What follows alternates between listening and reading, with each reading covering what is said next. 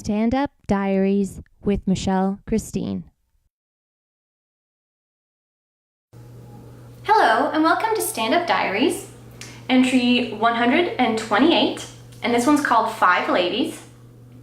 And last night was fun. I started off going to Emmett Ray, it's just down the street, and doing a show there, and it's run by Blaine Smith and Troy Stark, and they let me go up second, which was cool because I had to make it to another show. And that place was good. Like, I was trying out some of my newer jokes, and I had laughs here and there, but they weren't like killers. But what's great about that atmosphere was that I would look at people and everyone seemed entertained. And everyone was attentive and they were smiling. And that's kind of really what you're hoping for when you have newer stuff, is that at least it's intriguing enough that people want to pay attention to what you're saying. So you know that there's something there and you will make it into something a lot better. So that was great about that room.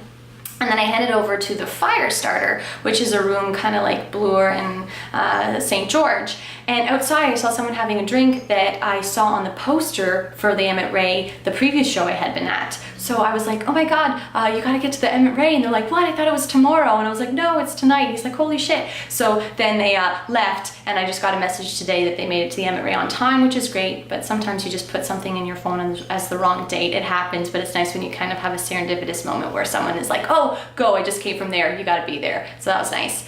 And then at the Firestarter show, I went up like dead last, and there was 5 ladies in the audience. Here's where the title ties in.